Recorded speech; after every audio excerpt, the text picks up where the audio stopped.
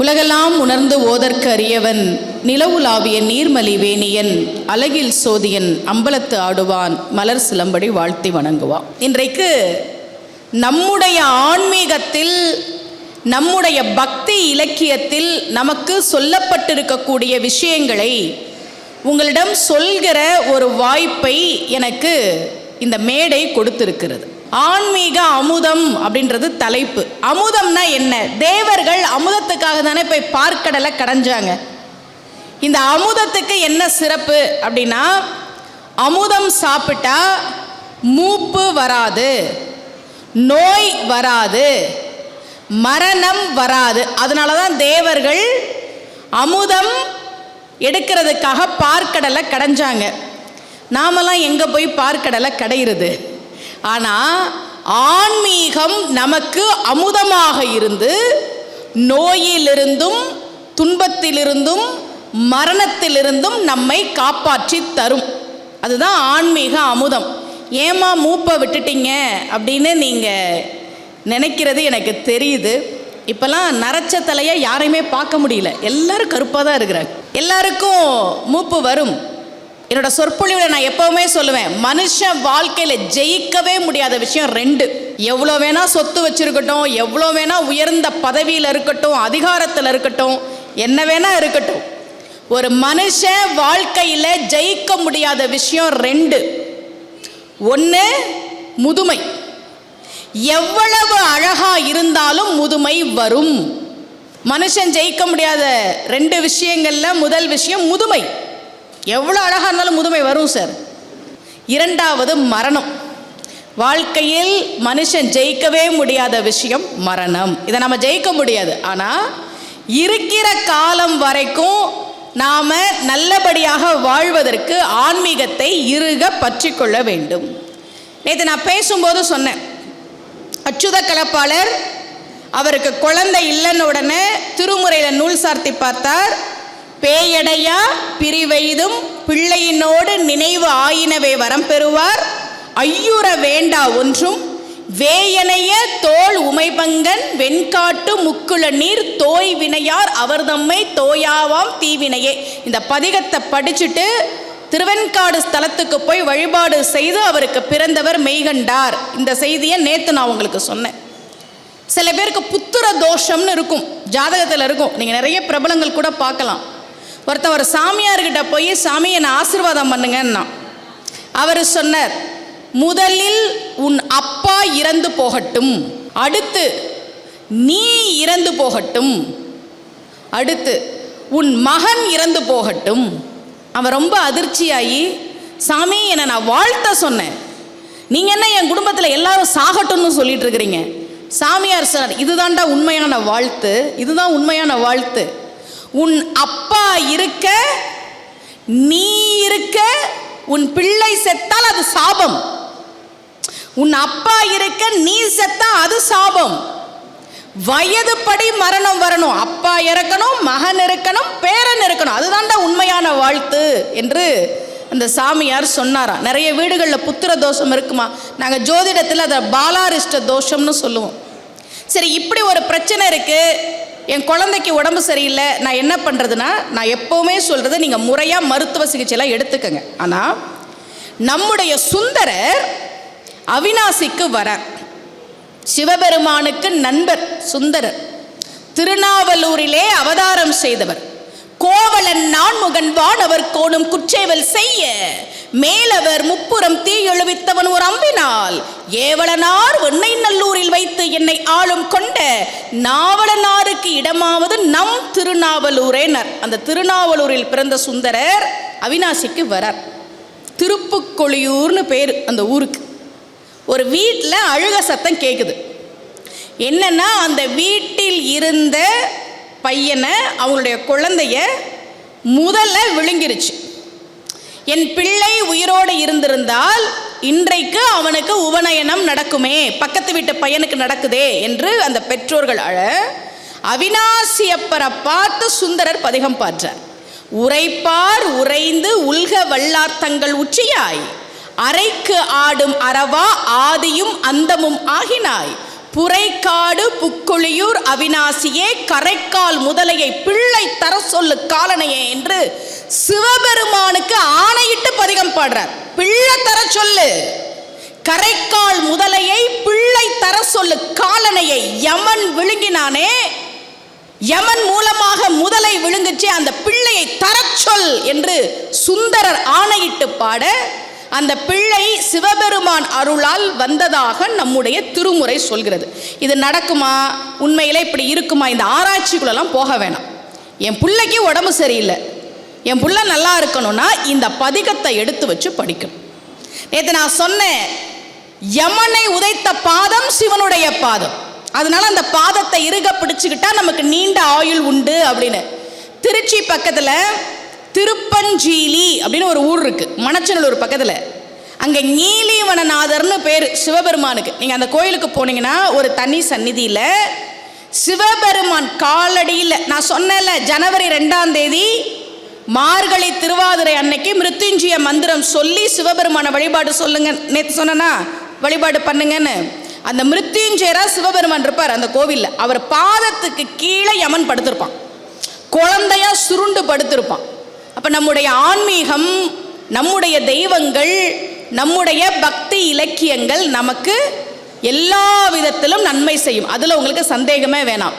இதை நான் பேசும்போது சொன்னேன், தமிழனுடைய பெருமை தமிழனுக்கே தெரியவில்லை அப்படின்னு. இன்றைக்கும் ஒரு செய்தி சொல்கிறேன் பாருங்க. கொரியன் சீரீஸ்லாம் பார்ப்பீங்களா? நம்ம பிள்ளைகள்லாம் அதை தான் பார்க்குறாங்க, கொரியன் சீரீஸ். நிறைய இயக்குனர்கள் பேட்டி கொடுக்கும்போது கொரியன் படங்கள்லாம் பார்க்கணும் சார், கொரியன் படங்கள்லாம் எப்படி இருக்குது தெரியுமான்றாங்க. ஆனால் தமிழனுக்கே தெரியாத மறைக்கப்பட்ட ஒரு வரலாறை நான் சொல்லட்டுமா உங்களுக்கு? கொரியாவில் நிறைய பாட்டிகள் தமிழ்நாட்டில் பாம்படம் போடுற மாதிரி பாம்படம் போட்டிருக்கிறாங்க. நீங்கள் இதெல்லாம் இணையத்தில் போய் செக் பண்ணிக்கோங்க. நம்ம தமிழ்நாட்டில் தாலாட்டு பாடும்போது ஆராரோ ஆராரோன்னு தானே தொடங்குறோம். அதுக்கப்புறம் என்ன வேணா பாடிக்கலாம், தொடங்குறது ஆராரோ ஆராரோன்னு தானே தொடங்குறோம். கொரியாவினுடைய தாலாட்டு பாட்டும் ஆராரோன்னு தான் தொடங்கும். இதுக்கெல்லாம் காரணம் என்ன தெரியுமா? இளவட்டக்கல் தூக்குறது கொரியாவில் உண்டு. கொரியாவில் இராணுவத்தில் சேரணும்னா சில வருடங்களுக்கு முன்பு வரை தமிழ்நாட்டில் இருந்த இளவட்டக்கல் தூக்குற வழக்கம் கொரியாவில் உண்டு. எப்படி சார் தமிழ்நாட்டில் இருந்த அந்த வார்த்தைகள், வழக்கம், நகை இதெல்லாம் போச்சு? எப்படி போச்சு தெரியுமா? தமிழ்நாட்டை சேர்ந்த பாண்டிய நாட்டு இளவரசி, நம்ம பாட்டி செம்பவளம்னு பேர் அவங்களுக்கு, அவங்க கொரியாவுக்கு போன போது கொரியாவினுடைய அரசர் அவங்களை திருமணம் பண்ணிக்கிட்டார். நம்ம பாட்டி உங்களுக்கு எனக்கு முன்னோடி பாண்டிய நாட்டு இளவரசி செம்பவளம்னு பேரு, கொரியாவினுடைய ராணியாக இருந்திருக்கிறார். எத்தனை தமிழனுக்கு இந்த விஷயம் தெரியும்? ஏன் தெரிஞ்சுக்கணும் தெரியுமா? மிக சிறப்பாக அந்த நாட்டு மக்களை நம்ம பாண்டிய நாட்டு இளவரசி நம்ம ஆத்தா வழி நடத்தியிருக்கா. அதனால கொரிய மக்களுக்கு அந்த ராணியின் மீது பெரும் மதிப்பு உண்டு. எங்க ராணி பிறந்த நாடு இந்தியா, இந்தியாவில் எந்த ஊருன்னு விசாரிச்சிருக்கிறாங்க. தமிழ்நாடுன்னு அவங்களுக்கு யாரும் சொல்லலை, அயோத்தின்ட்டாங்க. அதனால ஒவ்வொரு வருஷமும் கொரியாவை சேர்ந்த 60,000 பேர் அயோத்திக்கு வந்து எங்க ராணி பிறந்த ஊர், எங்க ராணி பிறந்த ஊர்னு அங்க வந்து வழிபாடு பண்ணிட்டு போறாங்க. சார், ஒரு தமிழனுக்காவது இந்த விஷயம் தெரியுமா? ஒரு தமிழனுக்கு நீங்க சொல்லுங்க. கொரியன் படங்களை பாருங்கள், கொரியன் சீரீஸ் பாருங்களே. அது கொரியால மகாராணியா இருந்தவ எங்க தமிழச்சிடா, செம்பவளம் அவ பேரு. தெரியலையே சார், தெரியலையே. தமிழனுடைய வரலாறு, தமிழனுடைய பெருமை தமிழனுக்கே தெரியல. தமிழன் ஏன் தனித்துவமானவனா? உலகத்துக்கு அறம் சொன்னவன். ஒரு நாளும் தர்மத்திற்கு அப்பாற்பட்ட விஷயங்களை தமிழன் செய்தது இல்லை. நீங்க இலக்கியங்களை எடுத்து படிச்சு பாருங்க. தப்பா தீர்ப்பு சொன்னதுக்காக ஒருத்தன் உயிரை விட்டான் சார் மதுரையில், பாண்டிய மன்னன். யோசிச்சு பாருங்க. ஒவ்வொரு கதையிலையும் நீதியை சொன்னாங்க. எங்கேயாவது ஒரு பிரச்சனை பெருசாயிருச்சுன்னு வைங்களேன், பிரச்சனை பெருசாயிருச்சுன்னா பிரச்சனை பூதாகாரமாக வெடித்ததுன்னு சொல்லுவாங்க. கேள்விப்பட்டிருக்கிறீங்களா? ஒரு பிரச்சனை பெருசாச்சுன்னா என்ன சொல்லுவாங்க? பிரச்சனை பூதாகாரமாக வெடித்தது. அதுக்கு என்ன காரணம் தெரியுமா? எப்படி அந்த வழக்கத்துக்கு வந்தது தெரியுமா? ஒரு நாள் கிருஷ்ணர், பலராமன், அர்ஜுனன் 3 பேரும் காட்டில் பயணம் பண்ணிட்டு இருக்கிறாங்க. இரவு நேரம். 3 பேருக்கு முன்னாடியும் ஒரு பூதம் வந்து நிற்கிது. நல்ல பெருசாக இருக்கு. அந்த பூதம் சொல்லிச்சு, நீங்கள் 3 பேரும் என்கிட்ட சண்டை போட்டு என்னை ஜெயிச்சா மட்டும்தான் இந்த இடத்தை தாண்டி போகலாம். கிருஷ்ணர் மாயக்கண்ணன், அவருக்கு எல்லாம் தெரியும். அவர் பேசாமல் அமைதியாக இருந்தார். அர்ஜுனன் சொன்னா, என்ன கிருஷ்ணா சண்டைக்கு கூப்பிடுறான்? பூதம் சொல்லிச்சு, என்கிட்ட சண்டை போடாமல் நீங்கள் இங்கேருந்து நகரவே முடியாது. கிருஷ்ணன் சொன்னா, 3 பேரும் சேர்ந்து சண்டை போட்டால் சோர்வாயிடுவோம். அதனால முதல் 3 மணி நேரம் அர்ஜுனா நீ சண்டை போடு, நானும் பலராமனும் தூங்குறோம். அடுத்த 3 மணி நேரம் பலராமன் சண்டை போடட்டும், கடைசியாக நான் எந்திரிச்சு சண்டை போடுறேன். ஏன்னா 3 பேரும் ஒரே நேரத்தில் அதுக்கிட்ட சண்டை போட்டோன்னா 3 பேருமே சோர்ந்து போயிடுவோம். சரின்னு பலராமனும் கிருஷ்ணரும் தூங்கிட்டாங்க. அர்ஜுனன் சண்டை போடுறான். அவன் கோபக்காரன், சண்டை போடுறான். ஒரு 3 மணி நேரம் பூதம் திட்டுது, இவன் திட்டுறான், பூதம் அடிக்குது, இவன் அடிக்க போகிறான். 3 மணி நேரம் கழித்து பலராமர் கண்ணை திறந்து பார்க்குறார். பூதம் 3 மடங்கு பெருசாகி நிற்கிது. பலராமர் கிட்ட, டேய் என்னடா பூதம் வளர்ந்துருக்கு? தெரிலடா, அது சண்டை போட நானும் சண்டை போட்டேன், வளர்ந்துக்கிட்டே போச்சு. சரி நீ சண்டை போடு, நான் போய் தூங்குறேன்னு அர்ஜுனன் போய் படுத்துட்டான். இப்போ பலராமன் சண்டை போடுறான். பூதம் பெருசாகிக்கிட்டே போகுது. 3 மணி நேரம் கழித்து கிருஷ்ணரை எழுப்பி விட்டான். அர்ஜுனனும் முழிச்சிட்டான். அது இன்னும் பல மடங்கு பெருசாக நிற்குது. பலராமனும் அர்ஜுனனும் சொன்னாங்க, கிருஷ்ணா சண்டை போட போட இந்த பூதம் பெருசாகிட்டே இருக்கு, நீ என்ன பண்ண போற? நீங்கள் தூங்குங்க, நான் பார்த்துக்கிறேன். இப்போ 3 மணி நேரம் கழித்து கிருஷ்ணர் 2 பேரையும் எழுப்பினார், அர்ஜுனரையும் பலராமரையும். 2 பேரும் முழிச்சு பார்த்தாங்க, பூதத்தை காணோம். என்ன கிருஷ்ணா பூதத்தை காணோம்? இங்கே இருக்கு பார். குடிஞ்சு பார்த்தா கட்ட விரல் அளவுக்கு சின்னதாக நின்றுக்கிட்டு இருக்கு பூதம். எப்படி இந்த பூதம் சின்னதாச்சு? கிருஷ்ணர் பதில் சொன்னா, நீங்கள்லாம் அது சண்டை போட போட அது பெருசாகிக்கிட்டே இருந்துச்சு. அது என்னை சண்டைக்கு கூப்பிட்டுச்சு, டே இடையனேனுச்சு, என் ஜாதியை சொல்லி திட்டுச்சு. ஆடு மேய்க்கிற பயதானடா நீ, என்னை அசிங்கமாக பேசிச்சு, தரக்குறைவாக பேசிச்சு. நான் பதிலே சொல்லாமல் இருந்தேன். சோர்ந்து போய் கொஞ்சமாக சுருங்குச்சு. என்னை அடிக்க வந்துச்சு, பேசாமல் இருந்தேன். கெட்ட வார்த்தை பேசிச்சு, அநாகரிகமாக பேசிச்சு, பேசாமல் இருந்தேன், குறைஞ்சிது. இப்படி 3 மணி நேரம் அது மட்டுமே சண்டை போட்டுக்கிட்டு இருந்ததுனால சோர்வில் சின்னதாயிருச்சு. இப்போதான் அர்ஜுனனுக்கும் பலராமனுக்கும் ஒரு விஷயம் புரிஞ்சது. நம்ம கிட்ட ஒருத்தர் சண்டைக்கு வரும்போது நாமளே என்ன சொல்ற அப்படின்னு சண்டைக்கு போனோன்னா பிரச்சனை பூதாகாரமாக வெடிக்கும். நீ என்ன வேணா கத்து அப்படின்னு அமைதியா இருந்தா அவர்களே காணாமல் போய்விடுவார்கள். இந்த கதையை ஏன் ஆன்மீகத்தில் கொண்டு வந்து வச்சாங்க?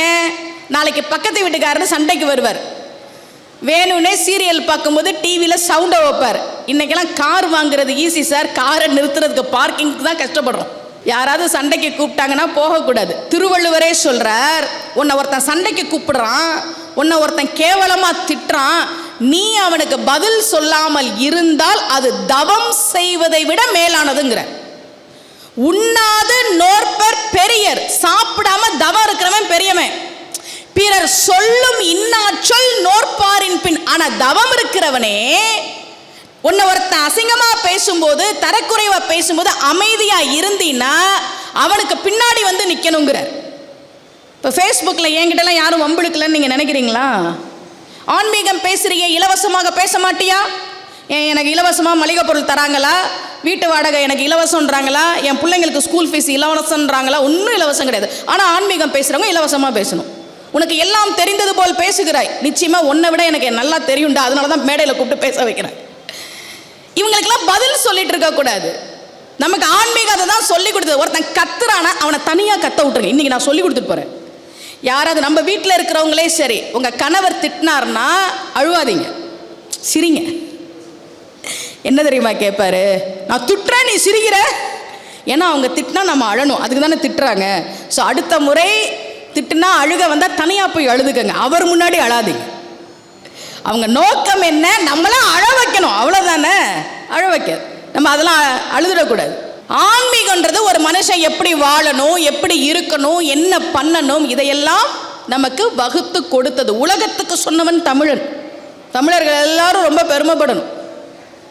எங்கட ஜாதகம் பார்க்க வரும்போது ஒருத்தவங்க கேட்டாங்க, அம்மா இந்த மாதிரி என் பையன் ஒரு பக்கம் இருக்கிறான், பொண்ணு ஒரு பக்கம் இருக்குது, 2 பேரும் ஒன்றும் சேரவே இல்லை, சண்டையெல்லாம் கிடையாது, அவங்களுடைய வேலை சூழல்மா, கல்யாணம் ஆனதுலேருந்து ஆளுக்கு ஒரு பக்கம் இருக்கிறாங்க, என்னம்மா பண்ணுறது, 2 பேரும் ஒன்றா இருந்தால் கொஞ்சம் மகிழ்ச்சியாக இருக்கும். நாங்கள் பரிகாரம் வேலை செய்யுமா, நம்ம சொல்கிற மந்திரம் வேலை செய்யுமா, கோவிலுக்கு போய் நாம் வைக்கிற பிரார்த்தனை நிறைவேறுமானா, நான் திரும்ப திரும்ப சொல்கிறது, பொறுமையும் நம்பிக்கையும் இருந்தால் சத்தியமாக நிறைவேறும். எல்லா பாவமும் பண்ணிட்டு கோயிலுக்கு போய் ஒரு 2 விளக்க போட்டு பரிகாரம் பண்ணிட்டேன் சாமி, எல்லாத்தையும் என் கர்மாவெல்லாம் நீக்கி கொடுத்துருன்னா அப்படி கிடையாது. பொறுமையாக இருக்கணும் பக்தியில். அவங்களுக்கு நான் ஒரு பாசுரம் சொன்னேன், அம்மா கல்யாணம் ஆனதுலேருந்து ஆளுக்கு ஒரு பக்கமாக இருக்கிறாங்கம்மா, மருமக இங்கே இருக்குது, பையன் வெளிநாட்டில் இருக்கிறான், 2 வருஷத்துக்கு கூட பார்த்துக்கிறாங்க, ரொம்ப கஷ்டமாக இருக்குமா, என்னம்மா பண்ணுறது. நான் போகிற போக்கில் ஒரு பாசுரம் யதார்த்தமாக சொன்னேன், ஆழ்வாருடைய பாசுரம். சீதை அசோகவனத்தில் இருக்கிறாள், ஆஞ்சநேய சுவாமி ராமபிரானுடைய கனையாழியை கொண்டு போய் கொடுக்கிறார். இதை ஆழ்வார் ரொம்ப அழகா பாடுறார். நம்பிக்கையோட ஒரு விஷயத்தை நீங்கள் கேட்கிற போது தெய்வம் கொடுக்குமானா கொடுக்கும் சார். நம்ம கிட்ட வந்து நீ விநாயகரை கும்பிடாத, ராமனை கும்பிடாத, அந்த சாமியை கும்பிடாத, இந்த சாமியை கும்பிடாத, கிருஷ்ணரை கும்பிடாத, எல்லா சாமியும் ஒண்ணுதான். அருணகிரிநாதர் திருப்புகள்ல ராமரையும் கிருஷ்ணரையும் சேர்த்து தான் பாடினார். முருகனை தானே பாடுறார், அருணகிரியார் முருகனை தானே பாடுறார். ஆனா எல்லா தெய்வங்களையும் அம்பிகையா பாடியிருக்கிறார், சிவனை பாடியிருக்கிறார். முக்கியமா ராமனையும் கிருஷ்ணரையும் பாடி அவனுடைய மருமகனேன்னு தான் அருணகிரியார் எல்லா பாட்டிலையும் பாடியிருக்கிறார், எல்லா திருப்புகளையும் பாடியிருக்கிறார். இப்போ தெய்வங்களை நாம வணங்கினால் நமக்கு நல்லது நடக்குமானா நல்லது நடக்கும். இன்னைக்கு ஒரு வீடியோ பார்த்தா சார் காலையில், இன்னைக்கெல்லாம் உழைச்சி சாப்பிடுன்ற எண்ணமே குறைஞ்சு போச்சு. நமக்கெல்லாம் அடுத்தவன் சொத்துக்கு ஆசைப்படாத, யாரையும் ஏமாத்தாத, திருடாத, இப்படி தானே சொல்லி கொடுத்தாங்க. இப்போ ஒரு வீடியோ இன்னைக்கு காலையில் பார்த்தேன், ஒரு கோயிலில் ஒரு வயசான பாட்டி நிற்கிறாங்க, 3 பெண்கள், மிஞ்சி போனால் 35 வயசு இருக்கும் அவங்களுக்கு, அவ்வளோவே தான். அந்த 3 பெண்களும் இந்த பாட்டியை சுற்றி நிற்கிறாங்க. இந்த பக்கம் ஒரு பொண்ணு, இந்த பக்கம் ஒரு பொண்ணு கூட்டத்தில் நிற்கிற மாதிரி. பின்னாடி இருக்கிற பொண்ணு பாட்டியோட செயினை கடிச்சு எடுக்கிறாங்க சார். சிசிடிவி ஃபுட்டேஜ் இன்னைக்கு ரிலீஸ் பண்ணியிருக்கிறாங்க. பாட்டி நடக்க முடியாது, இதுங்க 35 பேர் போய் உழைச்சு சாப்பிடலாம். சாமி பத்தின பயம் இல்லை, கோவில் ஒரு புனிதமான இடம்ன்ற பயம் இல்லை, பாவ புண்ணியத்துக்கு பயப்படுற மனசு இல்லை, கர்ம வினைக்கு பயப்படுற அந்த மனசே போயிடுச்சு. இன்னைக்கு எப்படி சார் துணிஞ்சு இவ்வளவு பாவம் பண்றாங்க? நாமெல்லாம் நல்லவங்களா இருக்கிறதுக்கு காரணம் என்ன தெரியுமா? திரும்ப திரும்ப திரும்ப திரும்ப சாமி கண்ணை குத்துன்னு சொல்லி பழகினதுனால தான். சின்ன வயசுல அம்மா வடை சுட்டு வச்சிருப்பாங்க, அதை எடுக்க போனா கூட சாமி கண்ணை குத்தும். அங்கே ஆரம்பித்தது நம்ம பயம், சாமி கண்ணை குத்துன்ற பயத்தில் தான் நாமெல்லாம் முடிஞ்ச வரைக்கும் நல்லவங்களாக இருந்தோம். இன்னைக்கு இல்லையே சார். ஏன் இப்படி ஒரு சொற்பொழிவு ஐயா ஏற்பாடு பண்ணுறாங்க, நம்ம தெய்வீக நாடக இயல் இசை மன்றம் ஏற்பாடு பண்ணுறாங்க, எத்தனை பேர் இதுக்கு நிதி கொடுக்குறாங்க யோசிச்சு பாருங்க. ஒரு நிகழ்ச்சி நடக்கணும்னா அதுக்கு நிதி முக்கியம். ஏன்னா நம்ம ஆன்மீகத்தில், நம்ம பக்தி இலக்கியத்தில் இருக்கக்கூடிய விஷயங்கள் மக்களை போய் சேர வேண்டும் அப்படின்றதுனால தான். எத்தனைய அறத்தை நம்முடைய இலக்கியம் நமக்கு சொல்லி கொடுத்துரு. இப்ப ராமன் சார், ராமாயணத்துல இருந்து நான் ஒரு செய்தி சொல்றேன் பாருங்க. ராமன் அரசாட்சி பண்ணணும், தசரதன் முடிவெடுத்துட்டான். நீங்க நல்லா நான் சொல்ல கேட்டுட்டே வாங்களேன். தசரதன் ஒரு நாள் முடிவெடுக்கிறார் சார். அயோத்தியின் அரசனாக ராமனை முடிசூட்டுறதுன்னு முடிவெடுத்துட்டான். கைகேயி மனசை கெடுத்தது கூனி. அந்த கதையெல்லாம் உங்களுக்கு தெரியும், நான் இப்ப விரிவா பேச நேரம் இல்லை. நல்லா தெரிஞ்சுக்கங்க, உங்க வீட்டு விஷயம் உங்களோட இருக்கிற வரைக்கும் நல்லது. எப்ப 3வது மனுஷனை உள்ள விடுறீங்களோ அன்றைக்கு அந்த குடும்பம் பிரியும், யாரும் மாற்ற முடியாது. கூனியால தான் கைகேயி மனசு மாறிச்சு. அவ வரம் கேட்கிறா தசரன் கிட்ட, ராமன் காட்டுக்கு போகணும், என்னுடைய மகன் பரதன் அரசாளணும். இத ராமன் கிட்ட சொல்றா சார். ஆழிசூழ் உலகமெல்லாம் பரதனே ஆள, என் பையன் பரதனுக்கு தான் ஆட்சி. ஆழிசூழ் உலகமெல்லாம் பரதனே ஆள, நீ போய் தாளிரும் சடைகள் தாங்கி தாங்கரும் தவம் மேற்கொண்டு பூழி வெங்கானம் நன்னி புண்ணிய துறைகள் ஆடி 7 ஆண்டில் வா என்று இயம்பினன் அரசன். கைகேயி சொல்றா. ஏன் அரசன்னு சொன்னா தெரியுமா? அப்பா சொன்னாருன்னா இந்த அப்பாவுக்கு வேறு வேலை இல்லை, நான் பேசிக்கிறேன்னு சொல்லிடுவான். அதனால இது அரச கட்டளை, நீ மீற முடியாதுங்கிற கைகேயி. இப்போ ராமன் என்ன சார் சொன்னா? ராமன் என்ன சொன்னா? நான் தான் மூத்த பையன், நாளைக்கு பட்டாபிஷேகம், திடீர்னு உங்கள் பையனுக்கு ஆட்சியை கொடுக்கணும்னா எப்படி கொடுக்குறதுன்னு கேட்டிருக்கலாம்ல சார். ராமன் கேட்டிருக்கலாம்ல. அவன் சொன்னா, மன்னவன் பணி என்றாகில் நும்பணி மறுப்பனோ. அரசன் சொன்னா என்ன, நீங்க சொன்னா என்ன சித்தி, நான் காட்டுக்கு போறேன். என் பின்னவன் பெற்ற செல்வம் நானே பெற்றதுண்டோ. என் தம்பி ஆட்சியில் இருக்கிறது நானே ஆட்சியில் இருக்கிற மாதிரி தான் சித்தி, நான் கிளம்புறேன். மின்னொளிர் கானம் இன்றே போகின்றேன், விடையும் கொண்டேன்னு ராமன் கிளம்பிட்டான் காட்டுக்கு. தம்பிக்கு தாண்ட ஆட்சி, சந்தோஷம். என் பின்னவன் பெற்ற செல்வம் நானே பெற்றதுண்டோ, கிளம்பிட்டான் காட்டுக்கு. லக்ஷ்மணன் இருக்கான்ல, என்ன நீ காட்டுக்கு கிளம்பிட்டா பரதன் தான் ஆட்சிக்கு வரணுமா? நானும் தம்பி தானே, எனக்கு ஆட்சியில் பங்கு இருக்குன்னு அவன் கேட்கல. அண்ணனுக்கு தொண்டு செய்கிறது தான் முக்கியம், என் அண்ணன் தான் முக்கியம்னு அவன் கிளம்பி காட்டுக்கு போனான். பரதன் கிட்ட கைகேயி உனக்கு ஆட்சியை வாங்கி கொடுத்துட்டேன்னு சொன்னப்போ அப்படி திட்டுறான், நீ எல்லாம் ஒரு அம்மாவா?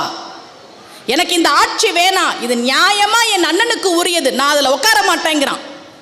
14 வருஷம் ராமனுடைய செருப்பை வச்சு ஆட்சி பண்ணுறான். 14 வருஷம் முடிஞ்சுது சார். ராமன் வரணும்னு சொன்ன நாள் வந்தாச்சு. நான் வரேன்ப்பா, 14 வருஷம் முடிச்சுட்டு வரேன்னு சொன்ன நாள் வந்துச்சு. ராமன் வரல. பரதன் தீ மூட்டுறான். 4வது தம்பி ஒருத்தன் இருக்கானே சத்ருகன், அவனை கூப்பிடுறான். டே அண்ணன் இன்னைக்கு வருவான்னு நினச்சேன், வரல. அவன் வருவான், அவன்கிட்ட ஆட்சியை ஒப்படைக்கணும்னு தான் உயிரை பிடிச்சிக்கிட்டு இருந்தேன், வரல. சாக போகிறேன், தீ மூட்டிட்டேன், உழ போகிறேன். நீ ஆட்சியை வச்சுக்கோ, நீ ஆட்சியை நல்லா நடத்து. இப்போ சத்ருகன் என்ன சார் சொல்லியிருக்கணும்? போட்டியே இல்லாமல் எல்லா சொத்தும் எனக்கு வந்துருச்சுப்பா. ஒருத்தனும் போட்டிக்கு இல்லை. அரசாங்கம் என்னுடையது, ஆட்சி என்னுடையது, இந்த ஊர் என்னுடையது, நாடு என்னுடையது, சொத்து என்னுடையது, பதவி என்னுடையது, சீக்கிரம் சாவுடா சொல்லியிருக்கணும்ல.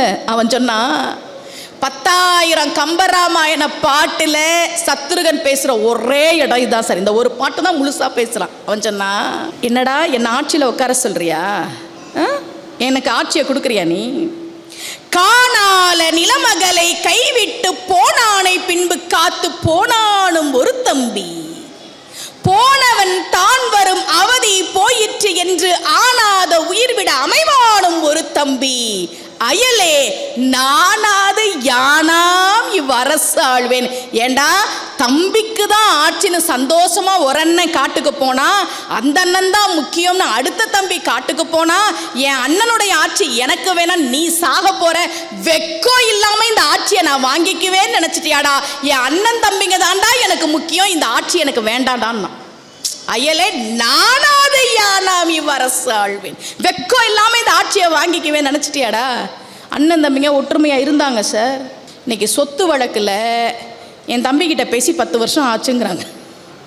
கூட பிறந்த எங்கள் அண்ணனே என் மேலே கேஸ் போட்டிருக்கிறாரு மேடம், அதனால் நான் பேசுகிறதே கிடையாது. இதெல்லாம் இன்னைக்கு நாட்டில் நடக்குது சார், நாட்டில் நடக்குது. அப்போ என்னன்னா, ஒருத்தர் மட்டும் நல்லவங்களாக இருந்தாங்க அப்படின்னா போதாது. அண்ணனை தம்பி நேசிக்கணும், தம்பியை அண்ணன் நேசிக்கணும்.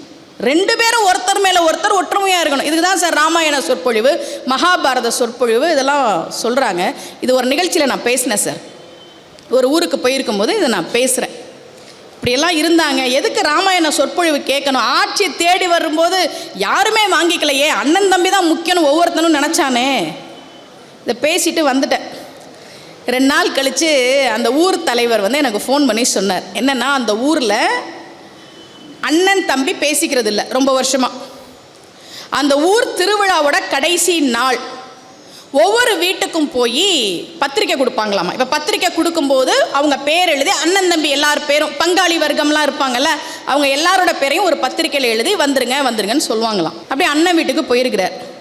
போயிட்டு அண்ணனுடைய பேரை எழுதிட்டு நிறைவு விழா, நம்ம ஊர் கோவிலோட நிறைவு விழா வந்துருங்க. அவர் சொன்னாராம், என் தம்பி பேரையும் சேர்த்து எழுதுங்க சார். அவர் சொன்னாரா, உன் தம்பி வீட்டுக்கு போனேன்டா, அவனும் எங்கள் அண்ணன் பேரையும் சேர்த்து எழுதுங்கன்னு சொன்னான்டா.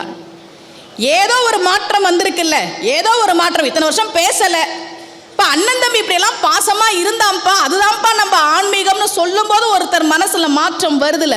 அதுக்கு தான் சார் இதெல்லாம் சொற்பொழிவெல்லாம் ஏற்பாடு பண்றது. இங்க தேர் நிறுத்தி இருந்தாங்க, வர வெளியில பார்த்தேன். இந்த தேரை பார்க்குறப்பெல்லாம் எனக்கு குப்பமுத்து ஆச்சாரியார் தான் சார் ஞாபகத்துக்கு வருவார். இந்த மண் ஆன்மீகம் மண், ஆன்மீகம் தழைக்க வேண்டும் என்று பாடுபட்ட அருளாளர்கள் இருந்த மண். வாரியார் சுவாமிகள் நம்ம நன்றியுடன் நினைக்கணும். ஏன் தெரியுமா? நாத்திகம் தலையெடுத்த காலத்தில், வீட்டுக்கு வீடு, தெருவுக்கு தெரு, ஊருக்கு ஊரு நாத்திகம் தலையெடுத்து ஆடிய காலத்தில் தனி மனுஷனா ஊரு ஊரா போய் ஆன்மீகம் பேசினா சார். அவர் மேல கல்லை எரிஞ்சாங்க, மண்டை உடைஞ்சு ரத்தம் வந்தது வாரியார் சுவாமிகளுக்கு. சாட்சி இருக்கு, உண்மை இது. ஆன்மீகம் பேசினதுக்காக கடவுள் இல்லைன்னு சொல்லக்கூடியவர்கள் வாரியார் சுவாமிகள் மேல கல்லெறிஞ்சாங்க.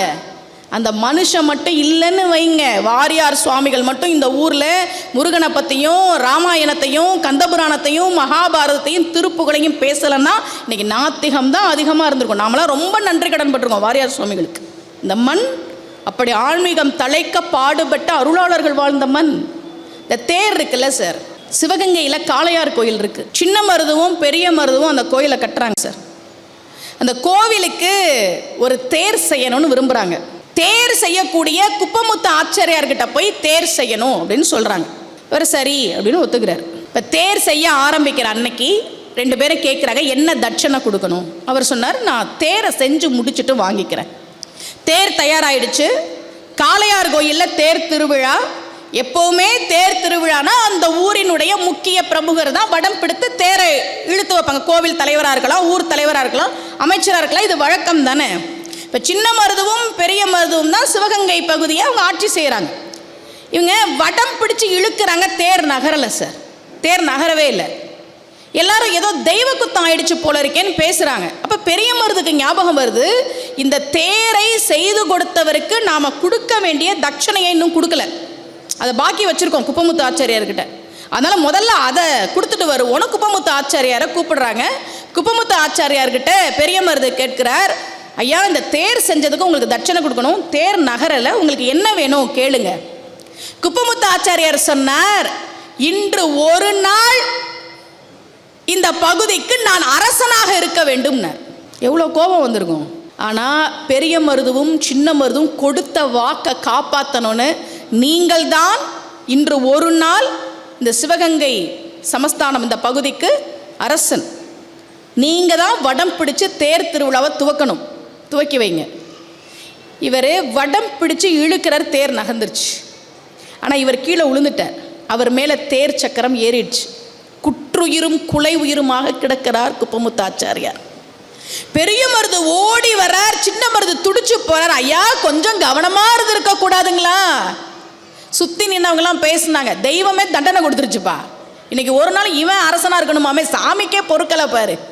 குப்பமுத்து ஆச்சாரியார் சொன்னார், பெரிய மருதுவையும் சின்ன மருதுவையும் பார்த்து, நான் தேர் செய்கிறதுக்கு முன்னாடி விநாயகரை தான் நாங்கள் முதல்ல செய்வோம், அதுதானே வழக்கம், விநாயகருக்கு தானே முதல் வணக்கம். விநாயகருடைய சிலையை நான் செய்ய ஆரம்பிக்கும் போதே முதல்ல தந்தம் செய்ய ஆரம்பித்தேன், தந்தம் உடைஞ்சது. 2வது முறை ஆரம்பித்தேன், அப்பவும் தந்தம் உடைஞ்சது. 3வது முறை செய்ய ஆரம்பித்த போதும் தந்தம் உடைந்தது. உடனே நான் தேர் சாஸ்திரத்தை எடுத்து பார்த்தேன். இப்படி ஒரு தேரை செய்ய ஆரம்பிக்கிற போது 3 முறை அந்த தந்தம் உடைந்து போனால் தேர் திருவிழா அன்றைக்கு அந்த நாட்டினுடைய அரசன் அந்த தேர் சக்கரத்தில் அடிபட்டு இறந்து போவான் என்று தேர் சாஸ்திரம் சொன்னது. அதனால் தான் உங்க உயிரை காப்பாற்றுறதுக்காக இன்று ஒரு நாள் நான் அரசனாக இருக்கணும்னு கேட்டேன், நான் கிளம்புறேன்னு குப்பமுத்து ஆச்சாரியர் இறந்து போனார். நீங்க இருந்து காளையார் கோயிலை பத்திரமா பார்த்துக்கங்க. ஏன் ஆன்மீக மண் தெரியுமா? இப்போ ஆங்கிலேயர்கள் சின்ன மருதுவையும் பெரிய மருதுவையும் தேடுறாங்க, பிடிக்கவே முடியல. அவங்க வச்ச கடைசி எச்சரிக்கை, அவங்க கையில் எடுத்த கடைசி ஆயுதம் என்ன தெரியுமா? சின்ன மருதுவும் பெரிய மருதுவும் எங்களிடம் சரணடையாவிட்டால் காளையார் கோயிலை குண்டு வைத்து தகர்ப்போம். நாங்கள் காளையார் கோயிலை குண்டு வச்சு தகர்க்க கூடாது என்பதற்காகத்தான் சின்ன மருதுவும் பெரிய மருதுவும் ஆங்கிலேயரிடம் வந்து சரணடைந்தார்கள். ஒரு கோயில் போயிடக்கூடாதுன்னு நினைச்சாங்க சார், கோயில் போயிடக்கூடாதுன்னு நினைச்சாங்க. எங்கள் தலை காளையார் கோயிலை பார்த்து இருக்க வேண்டும். உடம்பு இருக்கிறது வேற இடத்துல. மருது சகோதரர்களின் தலையை காளையார் கோயிலுக்கு முன்னாடி வந்து புதைச்சி வச்சாங்க. ஆன்மீகத்திற்கு அரும்பாடுபட்டவர்கள் வாழ்ந்த மண் சார் இந்த மண்.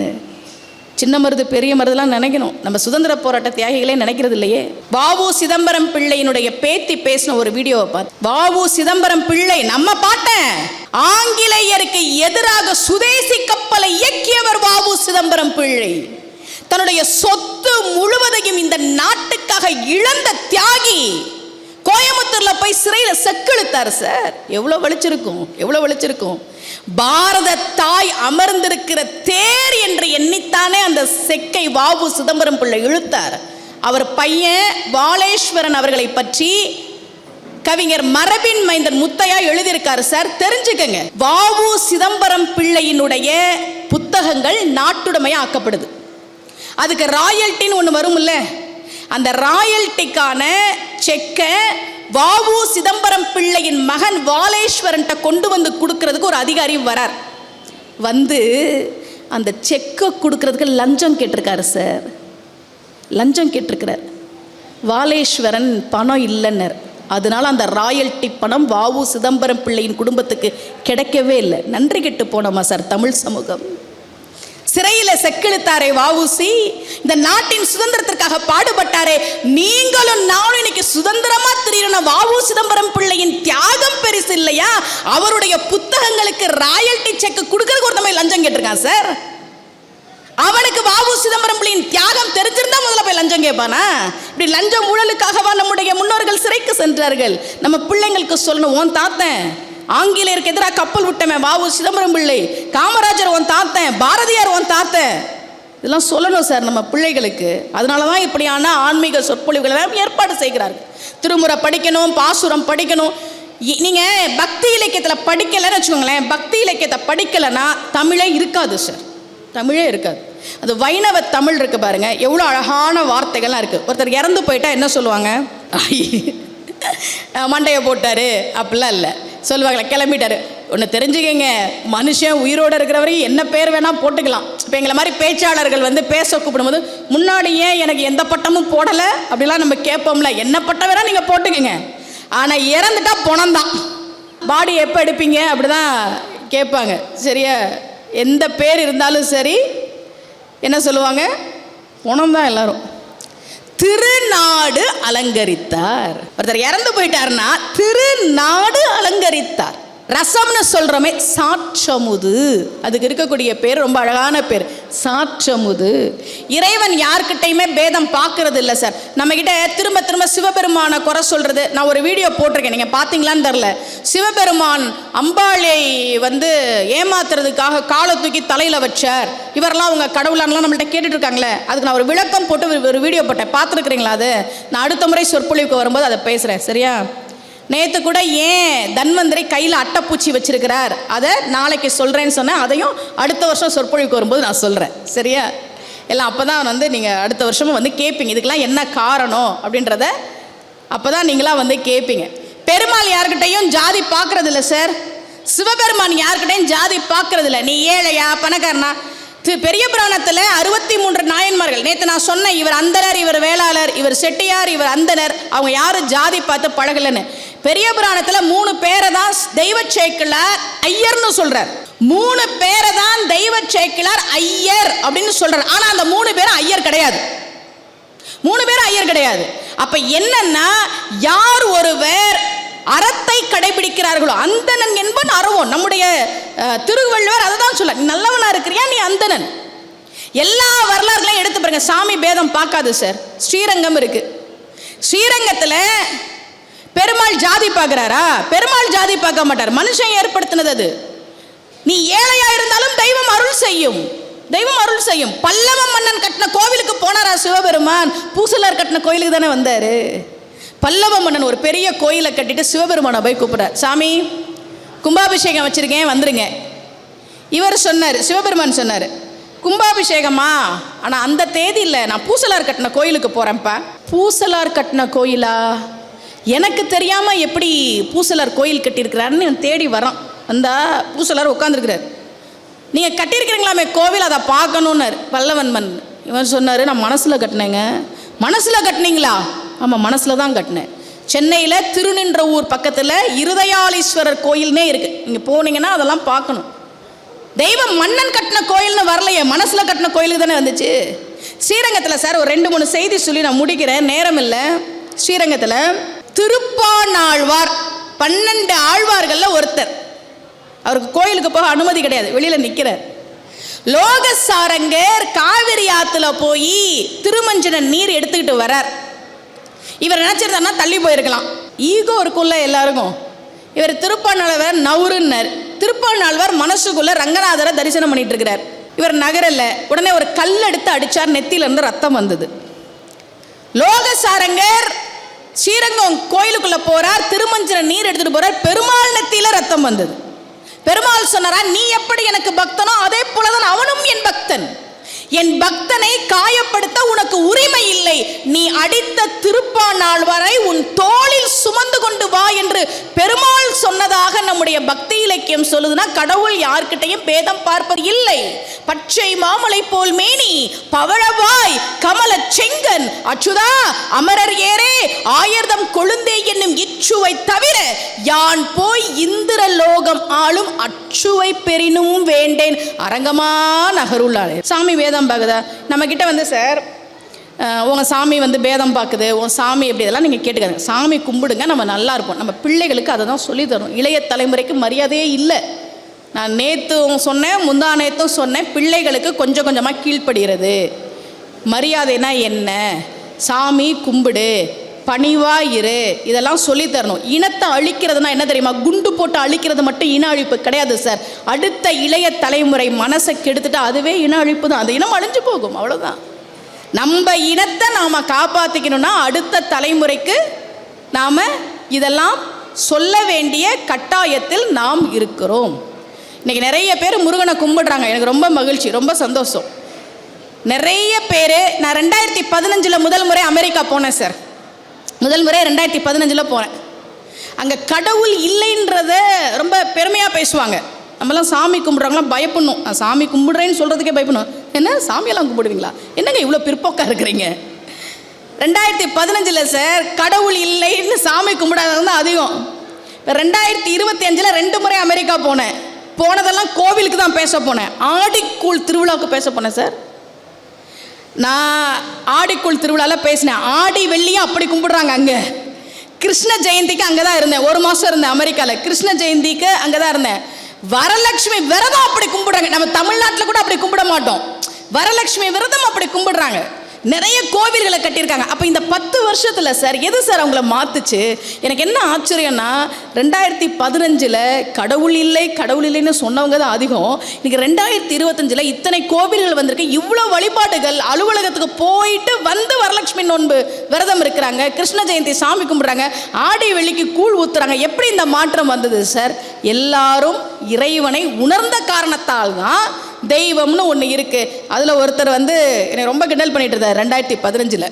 இந்த வருஷம் 2025 அவருடைய மனைவி விஜய் டிவியில் பக்தி சூப்பர் சிங்கர் என்ற முருகன் பாடல்கள் சுற்றுலாம் பார்த்துட்டு பழனிக்கு ஒரு முறை பாத யாத்திரை போனோம், அடுத்த முறை நாங்கள் இந்தியா வரும்போது இவரும் வரேன்னு சொல்லியிருக்கிறாருன்னா எனக்கு ஆச்சரியம்.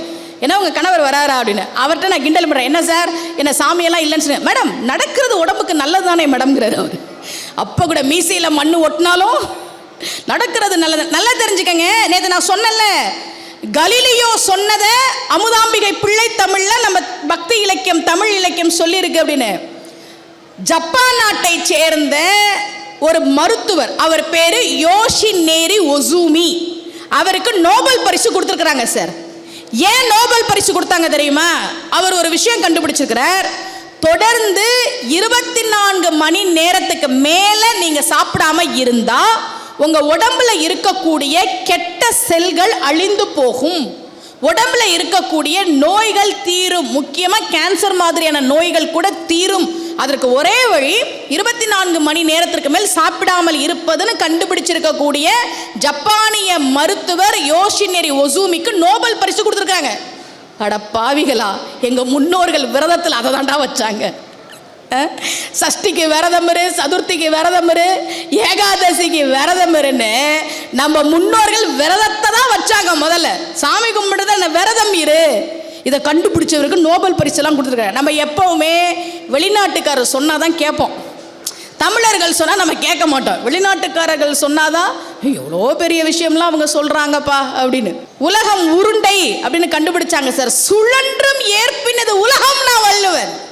சுழன்றும் ஏற்பினது உலகம்.